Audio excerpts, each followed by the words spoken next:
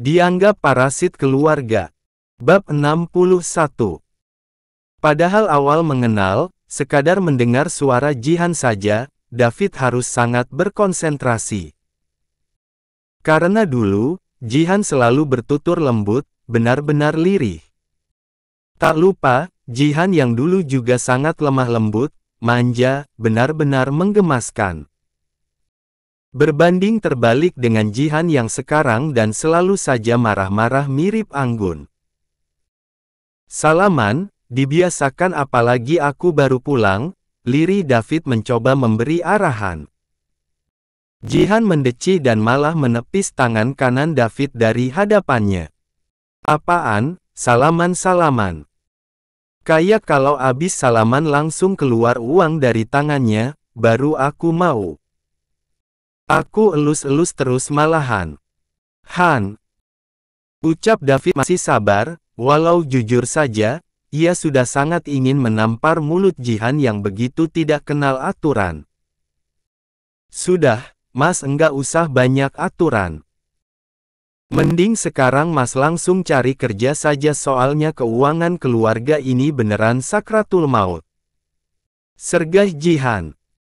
David langsung mengernyit serius, dan memang menyikapi cerita Jihan dengan serius. Memangnya sampai sekarang, papa kamu belum pulang juga? Jihan menggeleng gelisah kemudian menghela napas pelan. Membuat David yakin, apa yang ia pikirkan bahwa Pak Yusuf belum pulang, benar. Jangankan pulang, kasih kabar saja enggak. Sudah mati mungkin gara-gara istri barunya, makanya lupa sama istri anaknya di sini. Jancuk emang papa. Oceh Jihan. Hati David langsung berdesir, meninggalkan rasa perih karena biar bagaimanapun, ocehan Jihan yang begitu emosional barusan sangat mirip dengan apa yang ia lakukan. Karena setelah menikah lagi, bahkan ketika baru merencanakan pernikahannya dan Jihan, David sama sekali tidak ingat Sofia apalagi Daim. Kini, di ruang tamu kediaman orang tua Jihan, David malah memergoki Kalandra yang asik memanjakan Daim dengan terus membuat bocah itu tertawa. Dari semacam menci umi perut atau pipi Daim, mengangkat tinggi-tinggi Daim melalui kedua ketiak, juga mengajak bocah yang sudah bisa duduk itu ciluk bah. Sementara Sofia, mantan istri yang kini lebih pantas disebut bidadari itu tengah sibuk dengan ponselnya. Kemudian setelah beres dengan ponselnya, Sofia membuka kantong belanjaan, meraih satu kemasan yogurt dari sana, kemudian membukanya. Sofia menikmatinya, menceritakan rasanya kepada Kalandra, kemudian membiarkan pria itu untuk mencicipinya. Kalau dingin lebih enak, Yang. Nanti pulang bikin salad buah dong, pasti segar, ucap Kalandra, dan Sofia yang kembali makan tanpa terlebih dulu mengelap bekas bibir Kalandra di wadah yogurtnya langsung mengangguk-angguk. Abis dari sini tinggal cek hotel, kan, Mas? Terus abis itu kita mampir ke makam Mbak Bilqis, ucap Sofia yang kemudian kembali menyuapi Kalandra. Kedua matanya masih menatap lekat kedua mata Kalandra yang tentu saja sangat jarang wanita itu lakukan ketika bersama David.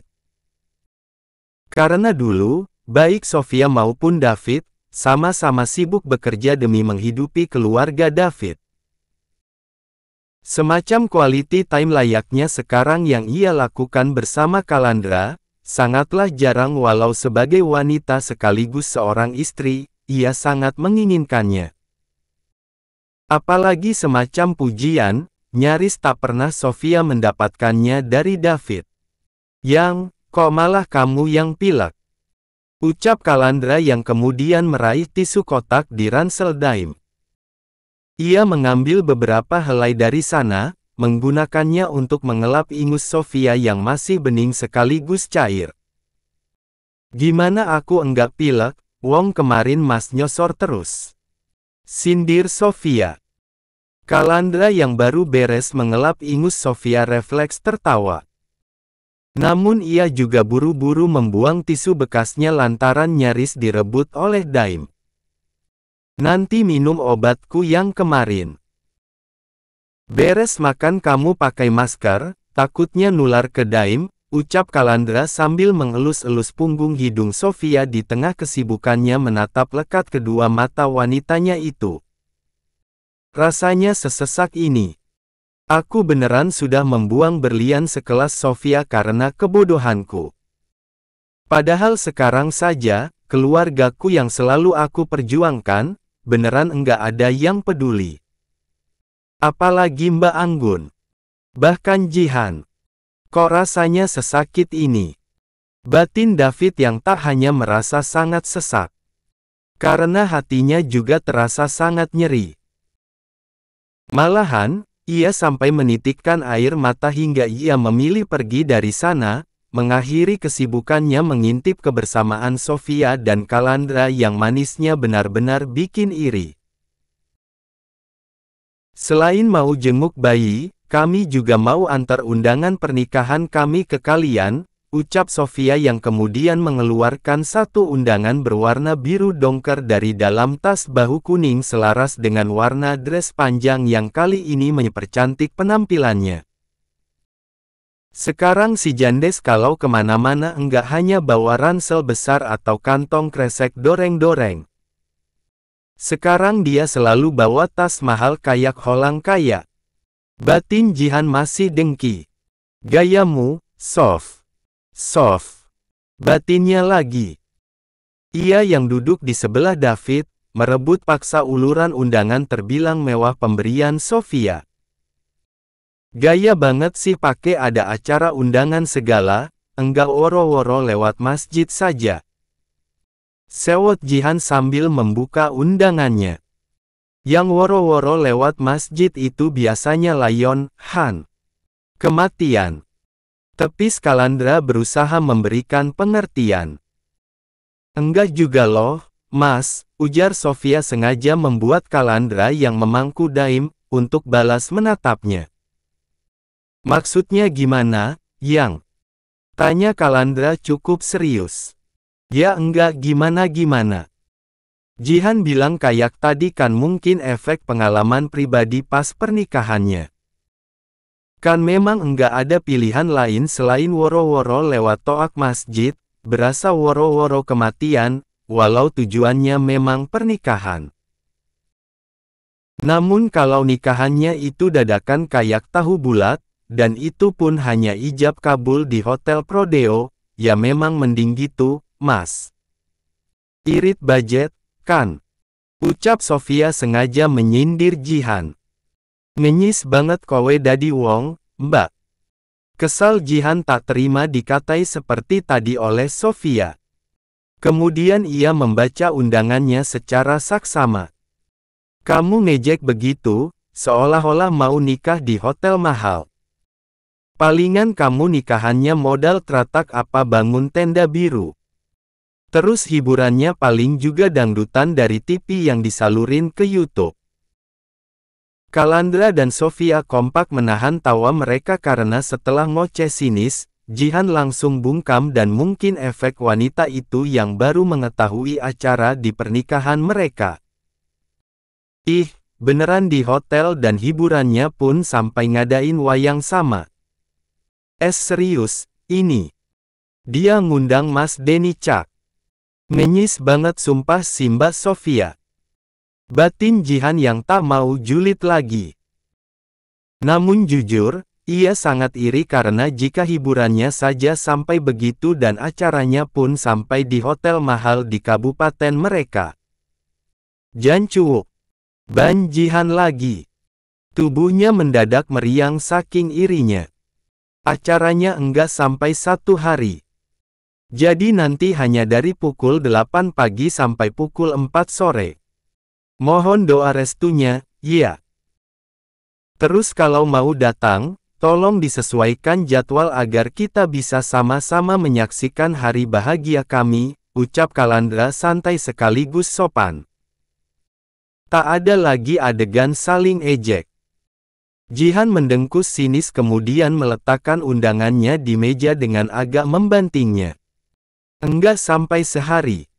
Pasti efek berat di budget. Tudingnya sinis sambil bersedekap. Ya memang sengaja biar bisa cepat-cepat bikin adiknya daim. Sinis Kalandra. Jihan yang syok, dalam batin refleks berteriak, "Wah anjir." Ia menatap tak percaya Kalandra yang ternyata bisa berbicara terbilang oleng layaknya barusan. Namun ketika ia menoleh dan menatap Sofia, wanita yang menjadi sangat glowing itu malah sibuk menahan tawa dan tak mau menatapnya. Dalam diamnya Sofia yakin, hati Jihan tak hanya babak belur, tapi juga gosong saking irinya wanita itu kepadanya. Memang sudah jadwalnya. Beres resepsi langsung siap-siap bulan madu. Daim juga ikut, ya. Nanti kita jalan-jalan, seneng-seneng bareng, ucap Kalandra yang kemudian izin untuk melihat bayinya Jihan. Tak lama setelah itu, David juga izin meminta untuk mengajak Daim, tapi bocah itu tak mau. Iya, Han. Bayi kamu sudah bisa ngapain? Terus mau dikasih nama siapa? Tanya Sofia yang sudah berdiri di sebelah Kalandra. Tuh bayi sudah punya bakat nangis dari lahir. Nangis mulu telingaku sampai bolong. Oceh Jihan. Sofia dan Kalandra refleks terbahak. Kamu ya, Han. Kalau telinga enggak bolong, yang ada bermasalah. Yang bolong saja sering budeknya. Tegur Sofia. Ia kembali meminta izin melihat sekaligus mengemban anak Jihan. Jangan ngejek kamu, Mbak. Kesal Jihan. Ngejek apaan, sih?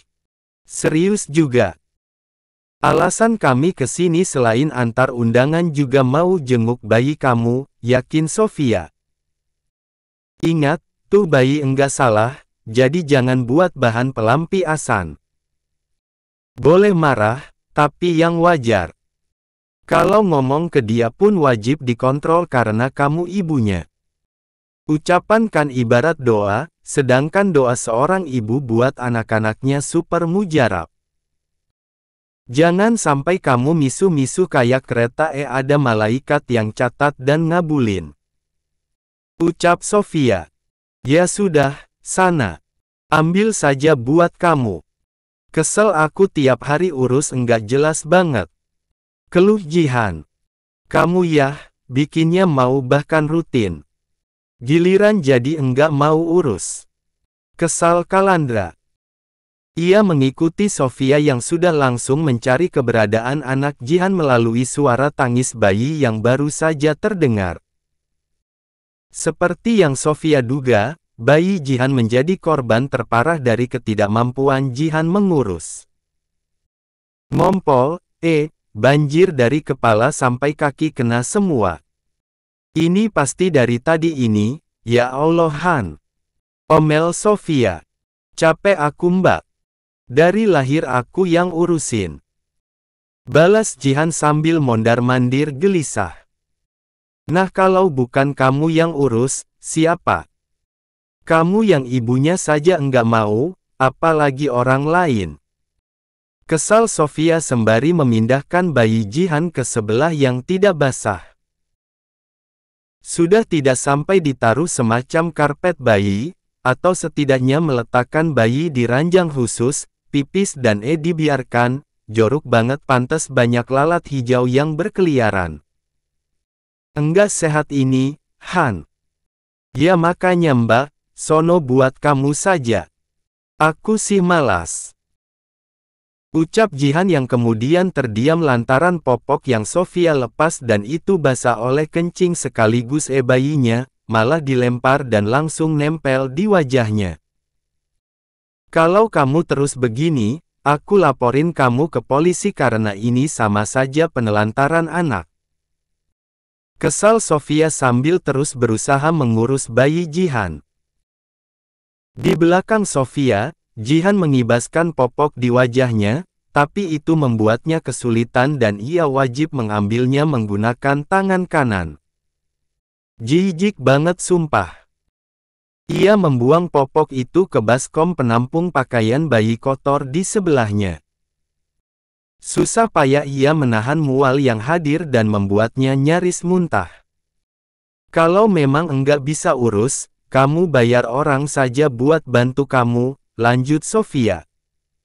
Bayar gimana? Buat makan sehari-hari saja susah wong bapakku kawin lagi, enggak ingat anak istri apalagi cucu. Keluh Jihan sembari keluar dari kamar. Setelah sempat terdiam karena tercengang, Sofia sengaja berseru, "Oh, bapak kamu nikah lagi terus enggak ingat anak istri. Kasusnya mirip bapaknya Daim dong." Tapi kalau bapaknya Daim emang dasarnya ndablek karena selama ini yang dia pentingin cuma keluarganya sendiri. Sofia mengikuti kepergian Jihan sambil mengemban bayi Jihan yang sudah ia lepas tuntas pakaiannya. Ia melewati Kalandra dan David yang terjaga di depan pintu kamar Jihan. Berarti sekarang Bu Fatimah punya madu idaman dong, Han. Wah, alhamdulillah kalau gitu sih. Aku turut bahagia karena biar bagaimanapun, itu cita-cita mamah kamu. Punya madu idaman dan jangan sampai cerai, dosa, jatuhnya jauh dari surga. Ucap Sofia yang kemudian meminta Jihan menyiapkan air mandi untuk sang bayi. Ah, males, aku capek. Dari lahiran kurang tidur. Mau mandi dulu sudah bau tak ai pesing gini. Mas David, itu kamu saja yang siapin mandiaannya. Cepat mas, mumpung ada yang mau mandiin. Teriak Jihan dari depan pintu kamar mandi dan keberadaannya ada di dapur.